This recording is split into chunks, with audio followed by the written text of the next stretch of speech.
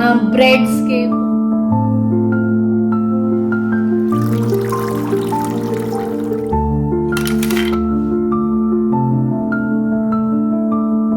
करो और एकदम फिर ना मन लगा के करो, ऐसे नहीं करो कि बीच में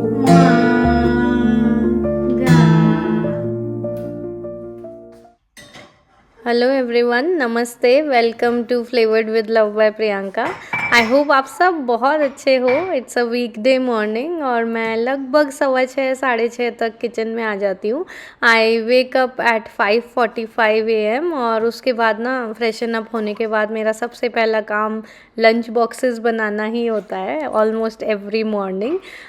वरुण एक हफ्ते में 3 से 4 बार ऑफिस जाते हैं, मतलब 3 बार जाते ही जाते हैं और कभी कभी 4 बारी भी, और बच्चों का तो रहता ही है। I do go myself to drop my kids. और अभी मैं आपको ये दिखा रही हूँ कि ये मैं होराइज़न वाला दूध लेके आती हूँ वॉलमार्ट से जब भी मैं ग्रोसरी शॉपिंग करती हूँ, और कॉस्को से जाते हैं तो A2 लेके आते हैं। आज के मेन्यू में है मेथी वाली कढ़ी, और इस हफ्ते हम इंडियन स्टोर गए थे ग्रोसरी शॉपिंग के लिए, तो थोड़ी मैं ताज़ा ताज़ा मेथी लेके आई थी। घी में ही मैं कढ़ी का तड़का लगाना प्रेफर करती हूँ, तो मैं आपके साथ शेयर करती हूँ कि आज मैं मेथी वाली कढ़ी कैसे बना रही हूँ। जीरा, राई और थोड़ा सा मेथी दाना डाल रही हूँ, और सूखी लाल मिर्च एक ही डाली है, वो भी कम ही, बिकॉज़ मैं बच्चों और हमारे लिए एक ही टाइप का खाना बनाना प्रेफर करती हूँ। मेथी दाना ना मम्मी हमेशा कहती है कि जलता बहुत जल्दी है और फिर कड़वा कर देता है पूरी डिश को, तो जल्दी से उसको डालते ही फटाफट मैंने गार्लिक और जिंजर का चॉप किया हुआ डाल दिया उनको, और उनको गोल्डन होने तक हम भून लेंगे।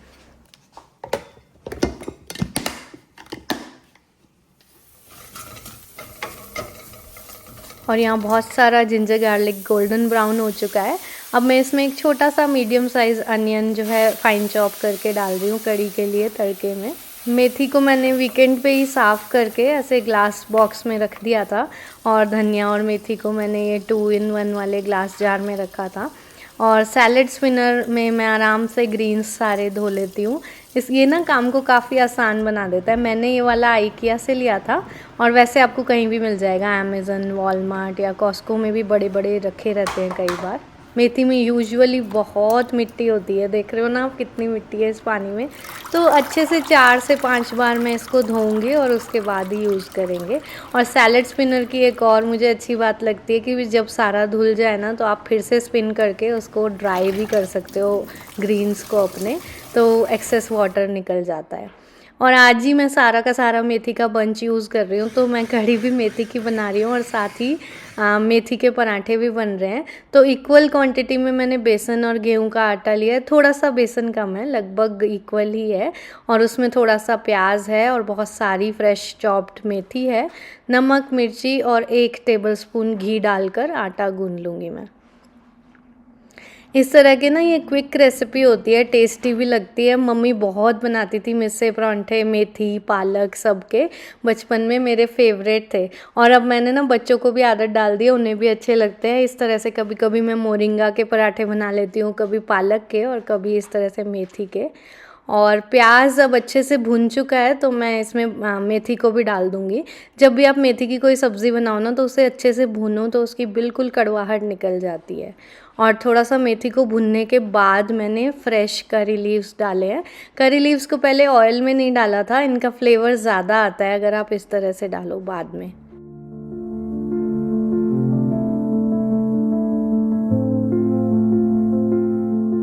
इंडियन स्टोर से जब भी जाती हूँ ना, तो ये गोपी लस्सी वाला छोटा बॉटल लेके आती हूँ स्पेशली कढ़ी बनाने के लिए।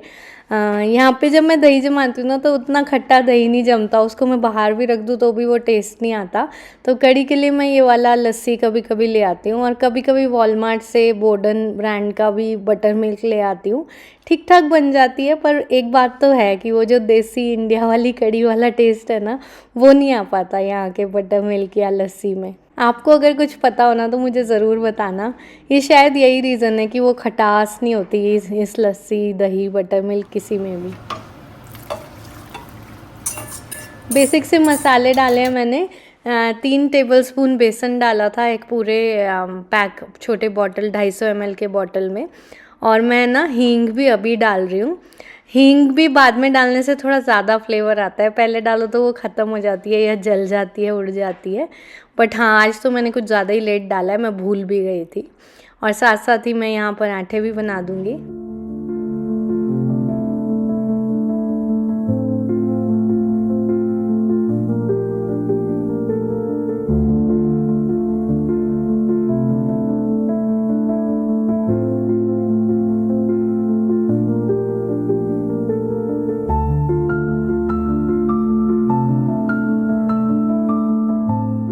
कढ़ी बच्चों को बहुत पसंद है और कढ़ी के साथ इस तरह से पराठे खाना भी उन्हें बहुत पसंद है। तो मैं टिफ़िन में भी आज यही देने वाली हूँ। और काफ़ी देर कढ़ने के बाद हमारी कढ़ी बहुत अच्छी बन के रेडी है। इसका ध्यान यही रखना है कि अच्छे से चलाते रहें जब तक उबाला ना आए ना, तो फिर कढ़ी फटती भी नहीं है और टेस्टी भी बनती है इसको कई देर तक उबालो तो। और यहाँ हो रहे हैं बच्चों के लंच बॉक्सेस पैक। दोनों को कढ़ी बहुत पसंद है और ये वो वाली स्वीट पेपर्स है। आप में से कोई मुझसे पूछ रहा था कि मैं ये वाले बैग जो स्वीट पेपर्स का लाके हर बार करती क्या हूँ, तो हम ऐसा एक बैग हर हफ्ते कंज्यूम करते हैं और इसको सैलड की तरह खाते हैं हम। और यहाँ पे मैंने ड्राइड फिग रखी हैं तो उनके ऊपर से स्टेम हटा दिए बच्चों को जस्ट कन्वीनियंट करने के लिए। और आज का लंच बॉक्स है ये।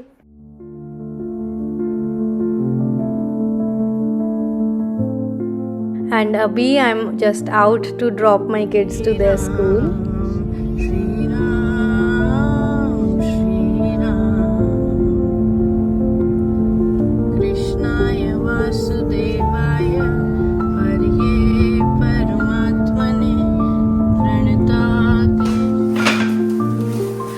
चलिए अब मैं आपको दिखाती हूँ आज का PR. So today's PR comes from the brand Fershus. So it is a 3-tier plant rack that could be used either indoors or outdoors, and not just plant, you could display anything over it, or it just depends on how you want to style it. So let's quickly open and style it. So this 3-tier plant rack by Fershus is made up of bamboo and has a unique triangular shape which makes it very attractive. As I said, you could use it as a plant rack or a storage rack or anything that you may like. They have sent all kind of requirements to assemble this unit, and assembly was fairly easy. It took me alone. I did this one alone without the help of Varun, and it was really easy. I mean, all you needed to do was just rotate the Allen key just as I'm showing in the video, and it was ready in around 30 minutes. They have also sent these felt stickers for the legs so that the floor won't get scratched, and I love this little detail. And look how cute this is looking.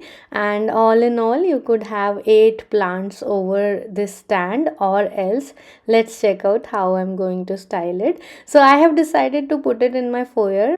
So the current situation in my foyer area looks like this. We have a shoe bench, storage bench, and this money tree in one end of the foyer. I have decided to take this money tree away for now, and I'm keeping this plant rack here with some plants and a big storage basket. In this basket, I'm going to store our utilities like caps, gloves, or anything, maybe socks also in near future. So my foyer area has 2 big windows, as you just saw, and it usually gets a lot of sunlight, and that's why I'm planning to keep a lot of plants here so that they'll be happy. I am just arranging and rearranging the plants to match their height as per the height in this storage rack, and it is quite good. I'm also keeping a wooden bowl here for tackling the key situation as a key drop zone, and this is how the final look has come out to be. Isn't this lovely? Just let me know in the comments. This plant stand is selling at a very good rate, and the quality is in front of you. The surface is really smooth and it looks so beautiful. Wherever you keep it, it is going to uplift the area. Do check out the link in the description of this video. बच्चों को drop करके मैं आई हूँ Walmart. इस बार ना weekend पे shopping करने हम इंडियन स्टोर गए थे, और मुझे इंडियन स्टोर्स में ना सैलड और फ्रूट्स ज़्यादा नहीं मिल पाते, तो इस बार मिड वीक ग्रोसरी शॉपिंग हो रही है। चलो लेके चलती हूँ वॉलमार्ट अपने साथ।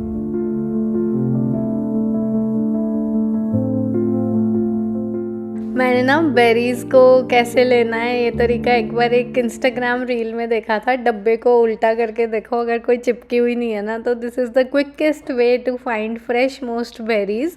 तो उल्टी साइड में अगर जूस वूस नहीं निकला हुआ है, कोई चिपकी हुई बेरी नहीं है, तो ऑब्वियसली फ्रेश ही है। ऊपर से तो हम सबको ही दिख जाता है, अंदर क्या हो रहा है वो देखने के लिए इस बॉक्स को उल्टा कर लेना चाहिए। और बस मैं वही सैलेड और फ्रूट्स ही पिक करने आई थी मोस्टली। और नेक्स्ट वीक जाना है वीकेंड पे कॉस्को, तो जो चीज़ें मुझे कॉस्को में नहीं मिलती बस वो मैं वहाँ यहाँ से लूँगी। जैसे कि रेड ऑनियंस नहीं मिलते, या फिर वहाँ ना ऑनियंस वहाँ के साइज़ बहुत ही बड़ा बड़ा होता है। और ये पील्ड गार्लिक का बैग भी वहाँ पे 1 किलो से ज़्यादा का मिलता है। तो बस मैं वही चीज़ें ले रही हूँ जो मुझे चाहिए थी अगले हफ्ते तक के लिए भी, वॉलमार्ट से कुछ चीज़ें। और अभी मैं घर आ चुकी हूँ। घर आके बन रहा है मेरा ब्रेकफास्ट। और इस बार इंडियन स्टोर दूसरे किसी स्टोर गए थे, वहाँ पे मुझे ये GRB घी मिला तो मैं यही ले आई थी। आई थिंक ये ब्रांड साउथ इंडिया में ज़्यादा पॉपुलर है, वरना यूजुअली ना मैं पतंजलि या अमूल ही उठाती हूँ, बट इस बार मैं GRB लेके आ गई थी। और ये जो घी पॉट है ये टीमू से आया था मेरे पास, उसको मैंने धोया था आज, तो अच्छे से सुखा उखा के इसको फिल कर रही हूँ। और जब तक मेरी चाय बन रही है ना, साथ साथ ही मैं किचन साफ़ भी कर दूँगी। बर्तन वगैरह जितने भी समेट पाई वो समेट दूँगी, और बाद में अपने ब्रेकफास्ट के बाद वाले बर्तन बाद में करूँगी। और मैं ये सब जल्दी जल्दी इसलिए कर रही हूँ क्योंकि आज मेरी गिटार क्लास भी होती है।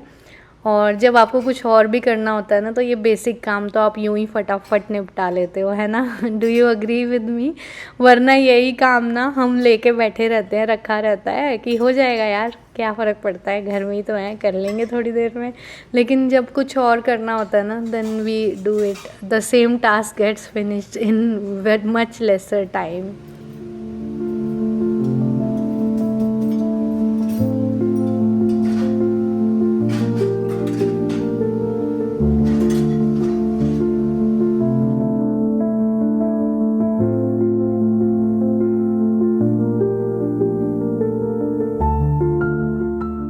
और यहाँ बन चुकी है मेरी गर्मा गर्म सुबह वाली चाय।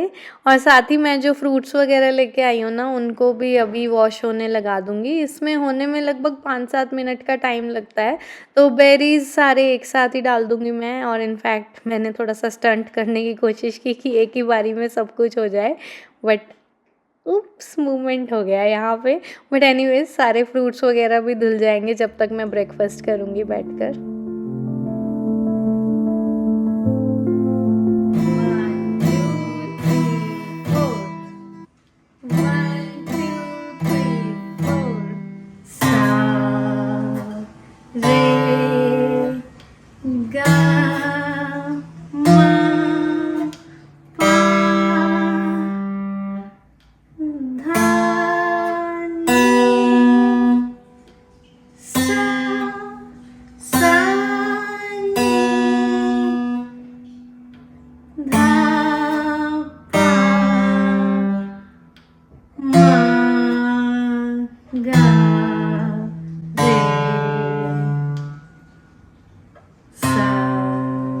मैंने ना एज सच कभी बचपन से म्यूजिक क्लासेस कभी नहीं ली। हाँ, थोड़ा बहुत कथक जरूर सीखा है, तो लय ताल की समझ है, लेकिन ऐसे कभी फॉर्मली म्यूजिक के सुर नहीं लगाए कभी भी बैठ के ना।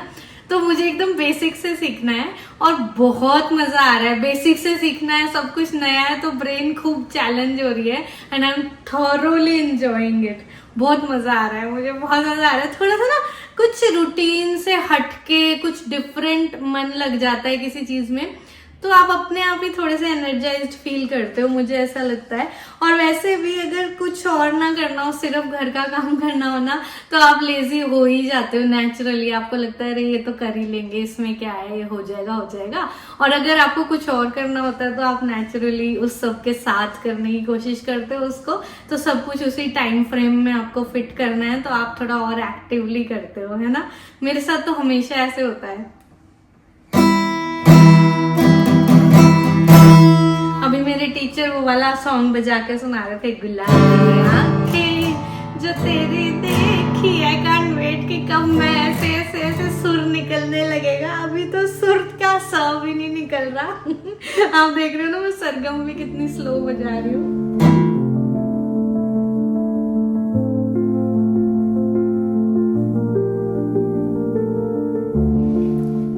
कुछ ब्रांड्स के लिए शूट किया। अभी मैं अपना कुछ काम कर रही हूँ, बहुत सारे ईमेल्स वगैरह होते हैं और एडिटिंग तो आज मेरा शेड्यूल नहीं है। मतलब I have divided the days of my week कि किस दिन मुझे एडिटिंग करनी है या किस दिन क्लास लेनी है, या उसी तरह से सारा काम मैनेज हो जाता है। So basically, what I'm trying to convey is कि even with a lot of housework and a lot of things that are going around with your family or kids, आप कुछ अपने पसंद का करते रहो ना तो आपका मन भी हैप्पी रहता है। और फिर ना बच्चों की इतनी सारी क्लासेस वगैरह है कि उसके साथ सब कुछ मैच करना तो मुश्किल हो जाता है। तो इसलिए मैंने अपने डेज ऑफ द वीक को ना अपने पसंद के हिसाब से डिवाइड किया हुआ है कि इस दिन मैं ये कर लूंगी, इस दिन मैं ये कर लूंगी।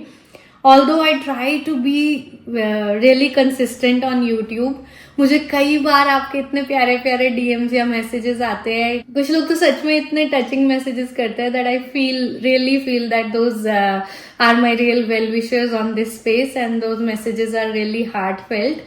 मैं कोशिश तो बहुत करती हूँ, but I think about these platforms one thing that works is कि आप बहुत ज्यादा कंसिस्टेंट रहो। Like I have seen people posting one video every alternate day. I don't think that can work for me. मेरे लिए अभी की, वो भी जब से मैंने मैकबुक लिया है ना, एडिटिंग थोड़ी क्विक हो गई है, मैं जल्दी जल्दी कर पा रही हूँ। तो मैं एवरी 4th डे मैं एक वीडियो डालने की कोशिश करती हूँ एंड काफी हद तक हो भी जाता है। लेकिन फिर कभी कभी अगेन लाइफ टेक्स ओवर और मैं बिजी हो जाती हूँ या प्रायोरिटीज चेंज हो जाती है, यू नो, बच्चों में और घर के कामों में, या कोई और सिचुएशन ऐसी अराइज हो जाती है कि मैं नहीं कर पाती हूँ। बट देन अब इतना तो है कि I again come back. So my new normal is 1 video every 4th day. So that is what I am trying here and I know आप में से कुछ लोग तो बहुत अच्छे से मेरे साथ दिल से जुड़े हुए हैं and I really appreciate that and I am really thankful and grateful for that. Please keep watching the videos and keep sharing your love with me just like this. And पिछले वीडियो में ना कुछ comments ऐसे भी आए थे कि I love how much free stuff you are getting, या वाह मुझे भी फ्री स्टफ मिलेगा, मैं भी सोच रही हूँ यूट्यूब चैनल शुरू करूँ। तो मैं सच में बोलूंगी दोस्तों, अगर आपको लगता है ना this is the right thing to do for you, तो करो और एकदम फिर ना मन लगा के करो। ऐसे नहीं करो कि बीच में कभी छोड़ दिया, क्योंकि मैंने ऐसा किया है। तो पर्सनल एक्सपीरियंस से बता रही हूँ कि मैंने शुरू किया था जब मेरी छोटी बेटी पैदा हुई, वो 1 साल के लगभग थी, तब मैंने शुरू किया था। सो अराउंड 2021 जनवरी में। तो तब से मैं कर रही हूँ, लेकिन मैं कंसिस्टेंट नहीं थी। कभी 1 वीडियो डाल दिया 1 वीक में, कभी 2 डाल दिए, और फिर मैंने ना बीच में पहले सिर्फ मैं रेसिपीज शेयर करती थी। तो approximately 400 videos are just for recipes. तो कभी आप मेरी रेसिपीज मांगते हो ना, तो एक बार पुराने वीडियोज भी देखा करो। मैंने बहुत वीडियो रेसिपीज शेयर किए, कुकीज के, केक्स के, ब्रेड्स के, बहुत एक पूरी प्लेलिस्ट मिल जाएगी आपको, कुकीज पे भी, ब्रेड्स पे भी, हेल्दी, और सारी रेसिपीज हेल्दी। जैसा कि मैंने बताया ना, मैं जब 2014 में मेरी बड़ी बेटी पैदा हुई ना, तब से मेरा पूरा एकदम माइंड शिफ्ट हो गया था कि मुझे उसे जंक नहीं खिलाना है। There was a time period of about 4 to 5 years जब मेरे घर में बाहर के स्नैक्स ही नहीं आते थे। तो वो पीरियड भी था जब मैं बिल्कुल सब कुछ स्क्रैच से बनाती थी घर पे। लेकिन अभी जैसे जैसे ना लाइफ, 2 बच्चे हो गए, फिर लाइफ और बिजी हो गई, तो मैंने थोड़ा सा अपना वो लेवल कम किया है। I still try to feed my family healthy all the time. कुछ भी हो जाए, मैं फ्रेश और घर के बनी हुई चीजों में ही बिलीव करती हूँ। And I keep on trying for healthy things and looking for more and more healthy things for my family. लेकिन हाँ, अभी मैं थोड़ी सी ना फ्लेक्सिबल हो गई हूँ। वो जब मेरी पहली बेटी हुई थी, वो 4-5 साल का पीरियड तो ऐसा था कि लिटरली हमारे घर में एक बिस्किट का पैक भी नहीं आता था। हाँ, वो भी टाइम था जब मैं बहुत स्ट्रिक्ट थी अपने इन रूल्स के लिए बहुत, क्योंकि शायद तब मैं मैनेज कर पा रही थी। अब जैसे जैसे और रिस्पॉन्सिबिलिटी बढ़ती गई, दूसरा बच्चा आया और वो बहुत डिमांडिंग हो जाती है ना सिचुएशंस की, 2 बच्चों के साथ और सारी चीजें हैंडल करनी है। बड़ा बच्चा बड़ा तो हो रहा है, but at the same time there are so many more things that are being added. उसको भी और रिस्पॉन्सिबिलिटीज के साथ भी संभालना है, और छोटे बच्चे की रिस्पॉन्सिबिलिटीज भी हैं, घर भी है एंड एवरीथिंग। तो फिर मुझे लगता था कि अब मुझसे मैनेज नहीं हो पा रहा। तो पहले तो मैं दुखी होने लग गई इस बात को कि मुझसे मैनेज नहीं हो रहा। बाद में मैंने फिर थोड़ा सा अपना सोचने का नजरिया बदला और फिर मुझे बैलेंस क्रिएट करना अच्छा लगने लग गया। और अभी भी मुझे लगता है इट्स लाइक 80% एंड 20%। 80% अभी भी मैं अपनी फैमिली को फ्रेश और घर का बना हुआ खिलाने में बिलीव करती हूँ, और वो 20% के लिए चेंज ये हुआ है माइंड शिफ्ट कि मैं अपने आप को ब्लेम नहीं करती हूँ। पहले मैं अपने आप को ब्लेम बहुत करती थी कि अरे क्यों नहीं बना पाई और अब मुझे यहाँ शिफ्ट होना पड़ रहा है, लेकिन अब मैंने खुद पे इजी रहना शुरू कर दिया है। अगर हम खुद के साथ भी इतने हार्ड बर्ताव करें ना तो फिर दुनिया से तो क्या ही एक्सपेक्ट करेंगे। इसलिए मैं over the period of time खुद के साथ प्यार करना सीख रही हूँ और खुद पे जेंटल होना भी सीख रही हूँ। सबके साथ साथ, बच्चों के साथ साथ मैं अपने ऊपर भी जेंटल होना सीख रही हूँ। तो यही है, मैंने थोड़ा सा अपना माइंड चेंज किया है कि सिचुएशन के अकॉर्डिंग जितना हो पाए अच्छा, नहीं हो पाए तो डोंट ब्लेम योरसेल्फ, है ना। थोड़ा थोड़ा सा चिल रहना भी जरूरी है, वरना वो जो एक बार जोश वाले में तो मैंने वो सब भी किया हुआ है कि बिल्कुल बंद सब कुछ। बट एनीवेज अभी 80-20 चल रहा है एंड आई एम हैप्पी, ये ठीक है, जितना हो पाता है उतना कर लेती हूँ। तो मैं यही कहना चाह रही हूँ कि जितना आपसे हो पाए ना उतना आपको जरूर करना चाहिए। और अगर आपका एरिया ऑफ इंटरेस्ट है ना and you are sure that this is something that you can do, तो आपको जरूर स्टार्ट करना चाहिए। और मैंने कहीं पढ़ा था एक बहुत अच्छा कोट कि there is enough success for everyone in this world. तो आपको किसी से जेलस होने की जरूरत नहीं है और किसी और के बारे में सोचने की जरूरत नहीं कि उसके पास तो इतना है मेरे पास नहीं है। रादर बस अपना कर्म करने की जरूरत है and there is enough for everybody in this world. आप बस जिस भी काम में लग जाओ ना उसमें अपना 100% देते रहो और अपने आप, बाकी सब अपने आप होता रहेगा। तो मैं तो यही कहूंगी डेफिनेटली कि अगर आपको लगता है ना कि this is something you can do and this is something you want to do, दिल से आवाज आती है ना, वो आमिर खान का डायलॉग है ना, कामयाबी के नहीं काबिल बनने के पीछे भागो, सक्सेस तो झक मार के पीछे आ ही जाएगी। तो वही है, अपना काम करते जाओ। अगर आपको लगता है this is something you want to, then just go ahead and dive into it right away. आप भी करो।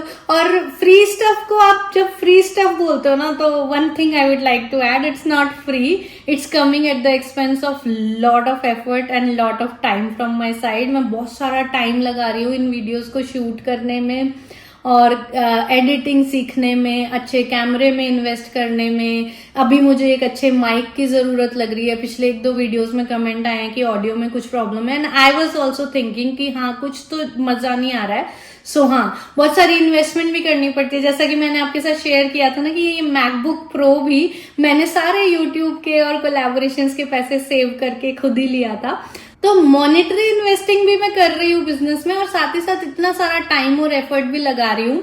एंड्रॉयड से मैकबुक पे शिफ्ट होने में ना, एडिटिंग सीखने में ही कितना एफर्ट लगा है यू कैन इमेजिन। तो काफी सारी चीजें होती है यार, बहुत सारा एफर्ट लग रहा है, बहुत सारा टाइम लग रहा है। So it's definitely not free, it is coming at the expense of my hard work. और एक और बात मैं लास्ट में यही कहूंगी कि हार्ड वर्क के बिना ना किसी भी काम में सक्सेस नहीं मिलती दुनिया में, चाहे वो कोई भी काम हो। असली हीरा तो तब के ही बनता है। और मैं पर्सनली तो अभी इतनी सक्सेसफुल हुई भी नहीं हूँ ऑनेस्टली। I wish. खैर अभी मैं अपना ये वाला काम करती हूँ और उसके बाद हो जाएगा बच्चों को लाने जाने का टाइम। और अभी मैं जा रही हूँ बच्चों को पिक करने और उसी के साथ इस वीडियो को यहीं तक रख रही हूँ। आई होप आपको अच्छा लगा होगा। मुझे कमेंट्स में ज़रूर बताइएगा, आपके कमेंट्स का इंतज़ार मुझे हमेशा रहता है and I love to reply to each one of you whenever I get time. In fact कोशिश बहुत करती हूँ कि जल्दी रिप्लाई कर दूँ, बट ज़रूर करूँगी जिसको भी नहीं किया है। Do let me know in the comments and thank you so much for watching.